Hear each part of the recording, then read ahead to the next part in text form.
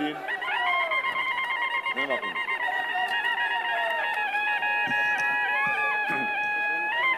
तुम्ही बाकी सगळे जमलेल्या माझ्या तमाम महाराष्ट्रप्रेमी बांधवांनो, भगिनी आणि मातांनो, मी आल्यानंतर पाहिलं की आम्ही सावलीत आणि तुम्ही उन्हात,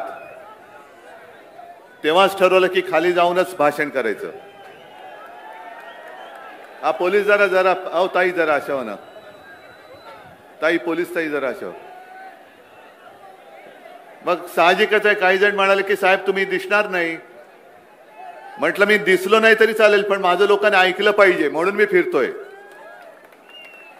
आणि जसं कोरोनाच्या काळामध्ये मी फेसबुक लाईव्ह केलं, तुम्ही सगळ्यांनी ऐकलं म्हणून आणि म्हणूनच महाराष्ट्र वाचला.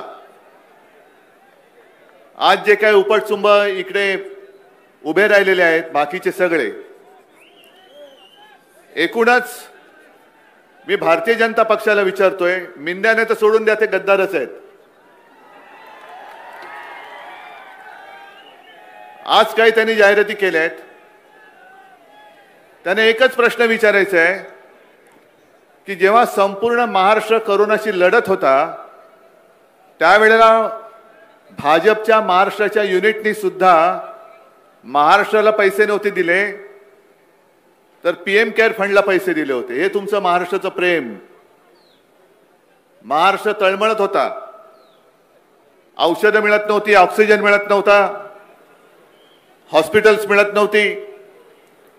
आपण संपूर्ण ताकदीनिशी लढत होतो तेव्हा हे सगळे भाजपवाले पीएम केअर फंडाला पैसे देत होते. आणि घोटाळा म्हणजे एवढा घोटाळा आपल्यावरती आरोप करताना त्यांचा एक उमेदवार तिकडे पश्चिम महाराष्ट्रात उभा आहे, त्याच्यावरती आरोप आहेत. हायकोर्टाने ताशेरे मारलेत. गोरे त्याचं नाव. मृत व्यक्तींवरती ते जिवंत आहेत असं दाखवून उपचार केले आणि त्याचे पैसे हडप करणारा हा भाजपचा उमेदवार. मग माझ्याकडचे उमेदवार बघा ना, इकडे लीनाताई आहेत, नितीन तर तुमचाच आहे, आपलाच आहे, तिकडे मनोहर भोवीर आहेत, तिकडे स्नेहल जगताप आहे, मध्ये प्रसाद भोवीर आहे. हे सगळे हाकेला कधी तुम्ही हाक मारा, हाकेला ओ देणारी माणसं आहेत, धावून येणारी माणसं आहेत. मी मुद्दामून इथे आलो कारण मला गद्दाराला गाडायचंच आहे, कोणत्याही परिस्थितीत गाडायचं आहे. आणि नितीन, तुम्ही एका गोष्टीची आठवण करून दिली की मी ज्या क्षणी वर्षा सोडला आणि मी माझ्या घरी निघालो मातोश्रीला, मला तेव्हा पहिल्या प्रथम कोरोना झाला होता. डॉक्टरने सांगितलेलं एक तर ऑपरेशन झालेलं. डॉक्टर म्हणाले उद्धवजी काळजी घ्यायला पाहिजे कारण ऑपरेशन झाले, त्याच्यात कोरोना सारखा भयानक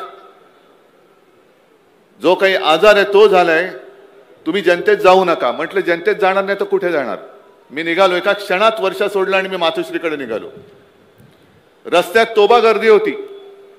अनेक जण आज सुद्धा मला सांगतात की उद्धवजी त्यावेळेला आमच्या घरातले सगळेजण रडत होते, आम्ही कोणी जेवलो नाही, आम्ही त्या रात्री झोपू शकलो नाही. हे सगळं महाराष्ट्र प्रेम मी एका बाजूला अनुभवतोय. त्याच क्षणी हा गद्दार टेबलावरती हातात दारूचा ग्लास घेऊन नाचत होता.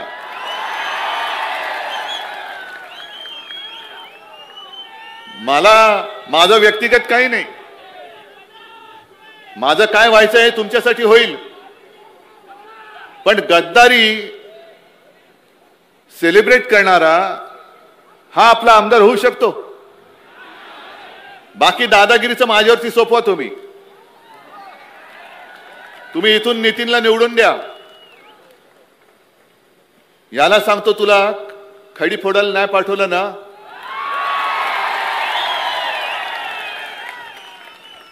कारण एक तर गद्दार, सगळा चोरीचा मामला, आपलंच नाव चोरलंय, निशाणी चोरलंय आणि काय मोठा ही उतरवायची नाही तर काय डोक्यावर घेऊन फिरवायची. इकडे बाकीची जी काय कामं आता नितीन दादा तुम्हाला सांगत होता, 5 वर्ष आमदार होता, 2.5 वर्ष मी मुख्यमंत्री होतो, माझ्याकडे एकही कुठल्या इथलं विकासाचं काम घेऊन आलं नाही. 2.5 वर्ष झाल्यानंतर यांनी गद्दारी करून सरकार पाडलं. खोके घेऊन तिकडे गेला, म्हणजे जनतेला धोके आणि स्वतःला खोके. खोके घेऊन तिकडे गेल्यानंतर ठीक आहे, माझ्यावरती आरोप करा, पण मग 2.5 वर्षामध्ये या कर्जत विधानसभा मतदार क्षेत्रामध्ये किती विकास कामं केली, काय हिशोब आहे? कॉन्ट्रॅक्ट खूप दिली गेली. संपूर्ण महाराष्ट्रभर जिथे जिथे गद्दारी झाले तिथे तिथे मी पाहतोय कॉन्ट्रॅक्ट खूप दिले गेलेत. पैसा दिला गेलाय, सरकारच्या तिजोरीतून पैसा दिला गेलाय, पण तो खालपर्यंत आलेलाच नाही. मग कोणी खाल्ला हा पैसा? 50 खोक्यात आहे ना सुट्टे पैसे झालेले आहेत. 50 खोक्याचं काय कौतुक सांगताय? 50 खोके तर असे सुट्टे पैसे आहेत. हजारो कोटींनी यांनी महाराष्ट्र लुटलेला आहे, महाराष्ट्र लुबाडलेला आहे. आज लीनाताई आपल्यासोबत उभ्या आहेत तिकडे पनवेलमधून. कशासाठी उभ्या आहेत? का या सगळ्यांचा घरी वेळ जात नाही म्हणून विधानसभेत जायचे? जसा नितीन तुमच्यासाठी लढतोय, खरं म्हटलं तर निवडणूक जवळ आल्यानंतर आणखीन काही आले होते पैसेवाले, साहेब आम्हाला उमेदवारी द्या, आम्हाला उमेदवारी द्या.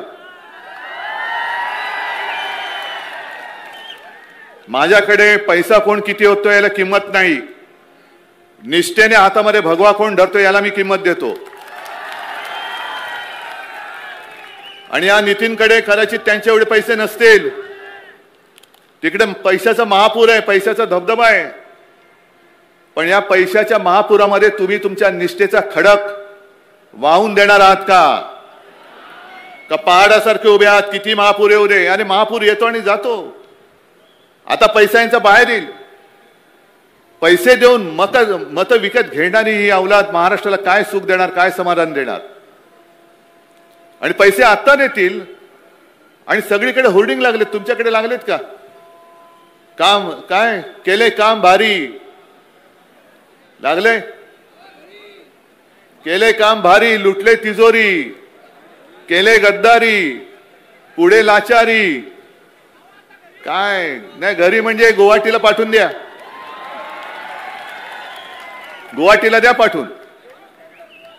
या लीनाताईंना सुद्धा सांगतोय की लीनाताई तुम्हाला सुद्धा खास धन्यवाद देतो की अगदी शेवटच्या क्षणी मी यांना उमेदवारी दिली आणि त्यांनी सांगितलं की उद्धवजी मी नक्की उमेदवार राहीन, निवडून पण येईन, पण मला मी ज्या लोकांसाठी लढते, ज्या कामासाठी लढते ती त्यांनी मला लिहूनच दिलेली आहे की सरकार आल्यावरती दुसऱ्याच दिवशी मालमत्ता म्हणजे पनवेलमध्ये मालमत्ता करावर लावलेली 100% शास्ती व्याज माफी करणार. हवंय की नको माफी पनवेलकरांनी ठरवायचंय. लीनाताई ओरडते, लीनाताई भांडते, लीनाताई आंदोलन करते, पण ज्यांच्यासाठी ह्या लीनाताई झगडतायत त्या लोकांना ही मागणी मान्य करून घ्यायची असेल तर लीनाताईंना मत देतील. पुढची सुद्धा जी आहे की सिडको आणि महानगरपालिका दोघांकडून लागलेला डबल टॅक्स माफ करणार. खरं म्हणजे हे खरं आपण कर्जतमध्ये आहोत, पण पनवेलकरांनाही दाखवा. जरा मी कृपा करून सांगेन चॅनलवाल्यांना की हे पनवेलकरांना पण दाखवा की काय काय आम्ही करणार आहोत. लोढा पलावाला मालमत्ता करत दिलेली सवलत, मग त्यांना सवलत सिडको वसाहतींना पण आपण द्यायला पाहिजे आणि ती दिल्याशिवाय राहणार नाही. कारण यांचे सगळे धनाढ्य, यांनाही पैसे पुरवणारे हे. त्याच्यानंतर गावठाण हद्दीतील घरांना दिलेली 65% मालमत्ता कर सवलत सिडको वसाहतीच्या 2.5 लाख मालमत्ता करांना सुद्धा देणार, मालमत्तांना सुद्धा देणार. हे याच्यावरती काहीतरी बोला ना. बटेंगे तो कटेंगे, हे तुम्ही बटेंगे, हे तुम्ही बाटलेले आहे. हे गरीब एका बाजूला आणि श्रीमंत एका बाजूला. हे पाप या भाजप आणि त्यांच्या या गद्दारांनी केलेलं आहे. कसलं बटेंगे आणि कसलं कटेंगे? अरे मी मुख्यमंत्री होतो, कोण कटला गेला इकडे, कोण बाटला गेला इकडे? मी सगळ्यांना घेऊन माझा महाराष्ट्र पुढे घेऊन चाललो होतो. मी कुठेही ना करोनाच्या उपचारामध्ये भेदभाव केला ना विकास कामामध्ये भेदभाव केला. महाराष्ट्रासाठी म्हणजे आपल्यासाठी, तुमच्या मुलाबाळांसाठी लॉकडाऊन असताना देखील 6.5 लाख कोटींचे सामंजस्य करार उद्योगांचे आपण आपल्या राज्यात आणत होतो. आणि आपल्या सरकारने गद्दारी करून पाडल्यानंतर हे सगळे उद्योग आणि आपल्या महाराष्ट्रातले उद्योग कुठे घेऊन गेले? जा नोकरीला, जा तिकडे, तुम्ही इकडे द्या या गद्दाराला मत आणि जा गुजरातला ढोकळा खायला.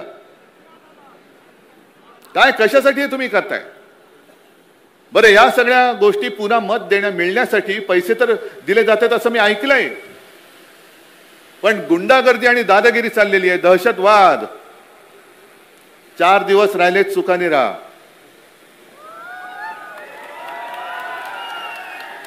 4 दिवस राहिलेत, भोगून घे. नंतर तुला कधीही विधान भवनाचं दार बघायला मिळणार नाही आहे. आणि मग गावामध्ये नीट फिरायचं असेल तर मस्ती सोड आणि नम्रतेने वाग. कारण जर का आता तू दादागिरी केलीस आणि केवळ शिवसेनाच नाही तर महाविकास आघाडीच्या कोणत्याही कार्यकर्त्याला छळण्याचा प्रयत्न केला तर 23 तारखेनंतर महाविकास आघाडीचं सरकार आहे आणि हे सगळे गद्दार आहेत. बघून घेऊया काय करायचं ते. या ज्या काही आपण 4 जागा दिल्यात, मी आपले काँग्रेसचे कुठे गेले त्यांना खास धन्यवाद देतोय. नाही, यांना खास धन्यवाद देतोय कारण पूर्ण ताकदीने आपल्या या 4 शिवसेना उमेदवारांच्या पाठीशी हे त्यांना विजयी करण्यासाठी उतरलेले आहेत. आणि मी त्यांना शब्द देतोय की तुम्ही जे काय आज मला मदत करताय ना, सरकार येऊ द्या, मी ही मदत वाया जाऊ देणार नाही. आणि हे स्वतः उमेदवार आहेत तिथले, असंच समजतायत. याला म्हणतात एक निष्ठा, याला म्हणतात महाविकास आघाडी. आणि जे जे कोणी अपक्षानं असेल किंवा आणखीन कोणाला असेल त्यांना मदत करतायत ते सगळे महाराष्ट्र द्रोही आहेत, ते सगळे गद्दार आहेत, हे आज मी जाहीर करतोय. अगदी शेका पक्षाच्या जयंतरावांना सुद्धा सांगतोय की जयंतराव, तुम्ही असा विचित्र काहीतरी कारभार करू नका. अलिबागमध्ये मी माणुसकी दाखवली, तुमच्या कुटुंबियांसाठी मी जागा सोडली. कारण आपलं असं ठरलं होतं की उरणची जागा ही शिवसेना लढवणार, अलिबाग, पेण, पनवेल जर महाविकास आघाडी नीट झाली असती तर हे ते लढवणार होते. पण अलिबागची जागा मी मागे घेतल्यानंतर सुद्धा ना ते उरण मागे घ्यायला तयार, ना पेण, ना पनवेल, ना सांगोला. मग हे नाही चालणार, हे आघाडीचं काम नाही. लढायचंय तर सरळ लढूया आणि दोस्ती करायची तर उघड दोस्ती करूया. तुम्ही आम्हाला इकडे मदत करा, आम्ही तुम्हाला अलिबागला मदत करतो. येतील ना, सगळे निवडून येतील. पण आज जे संकट आलेलं आहे, हे संकट केवळ कोणत्या एका पक्षावर नाही तर हे महाराष्ट्रावरती संकट आले. इकडे एक एक आमदार या महाराष्ट्र द्रोह्यांना रोखण्यासाठी तिकडे उभा राहणार आहे. आणि अशा वेळेला जयंतरावांनी ठरवायचं, महाराष्ट्र द्रोह्यांना मदत करायची का महाराष्ट्र प्रेमींना मदत करायची, ठरवा. आणि अपक्ष सुद्धा जे उभे राहिलेत त्यांना सुद्धा सांगतोय की तुम्ही उगाच सुपारी घेऊन येऊ नका, कारण तुम्ही घेतलेली सुपारी कात्राला हे कर्जतवाले खंबीर आहेत, उरणवाले खंबीर आहेत, पेण पनवेलवाले खंबीर आहेत. सुपारी घेऊन पैशाचा तमाशा करू नका. कारण गद्दार जरी विकला गेला तरी माझा कर्जतकर विकला गेलेला नाही, जाऊ शकत नाही. कारण तो जर विकला गेला असता तर या भर उन्हामध्ये सकाळपासून माझी वाट बघत इकडे हा थांबलाच नसता, आल्याच नसते. या माता भगिनी सुद्धा आल्या नसत्या, नाही बांधव इकडे आले असते. काय हे घेऊ शकत नाहीत खोके? ज्यांनी खोके घेतले ते तुम्हाला काय आमिषे दिलेले नाहीत त्यांनी. पण तुम्हाला माहितीये की जो स्वतःच्या पक्षाशी गद्दारी करतो, ज्याला तुम्ही गेल्या वेळेला माझ्याचमुळे मत दिलं होतं, तो आपल्याशी गद्दारी करू शकतो, तो उद्या तुमचं काय सगळं आयुष्य सुजलाम सुफलाम करू शकतो, असा विश्वास आहे तुम्हाला? ज्या काही गोष्टी आपण वचननामेत दिलेल्या आहेत, मुलींप्रमाणे मुलांना मोफत शिक्षण मी करून दाखवणार. महिलांना ज्या ज्या सरकारी बस सेवा आहेत त्या सगळ्या सरकारी बस सेवेमधून मोफत प्रवास मी देऊन दाखवणार. शेतकऱ्यांना पुन्हा कर्जमुक्त मी करून दाखवणार. अगदी इकडे जरी नसलं तरी मराठवाडा आणि इतरत्र जो काय आहे विदर्भ बाकीचा भाग, सोयाबीनला 7,000 रुपये हमी भाव मी देऊन दाखवणार आहे. 25 लाख पर्यंत कॅशलेस मेडिकल सेवा ही आपण देणार आहोत. सरकारी कर्मचाऱ्यांना जुनी पेन्शन योजना ही आपण लागू करून देणार आहोत. कितीतरी गोष्टी करायच्या आहेत. उद्योगधंदे इकडे आणायचे आहेत. आता मी हेलिकॉप्टरने येताना बघितलं की प्रचंड मोठा एअरपोर्ट होतोय. आता इथल्या जमिनीला भाव येतील, पण हे भाव आल्यानंतर तुम्हाला जर का फसवलं गेलं आणि इथली जागा जशी मुंबई घशात घातली गेली तशी इथली जागा पण कोणाच्या घशात घालतील? कोणाच्या? जरा मोठ्याने बोला ना, तुम्हाला कळले की नाही? आले ना? हे अदानीचं भूत तुम्हाला दिसायला लागले की नाही? काय करणार तुम्ही? तुमच्या 7 बारावर लिहून टाकलं अदानीचं नाव, कोणाकडे दाद मागणार? आणि तेव्हा जर का हे गद्दार बूट चाटे हे त्यांचे बूट चाटत बसले तर तुम्हाला न्याय कोण देणार? मग तुम्हाला इथे रोजगार हवेत की नको आहेत? जे नितीन बोलले ते तुम्हाला सगळ्या सोयी हवेत की नको आहेत?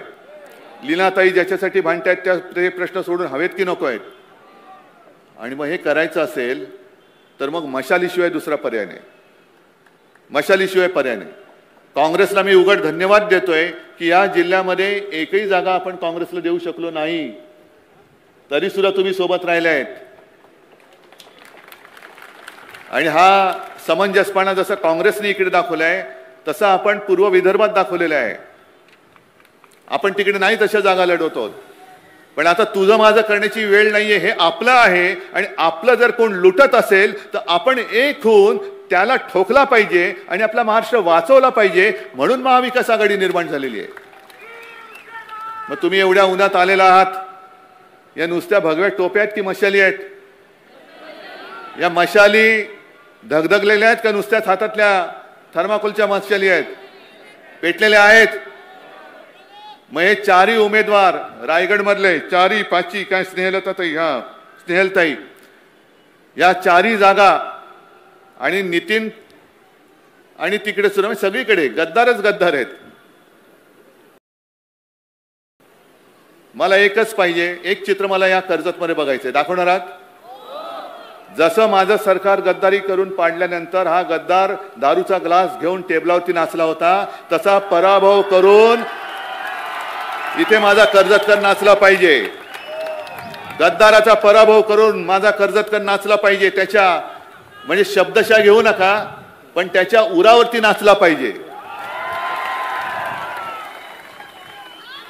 आणि एवढी तयारी आहे, हिम्मत आहे.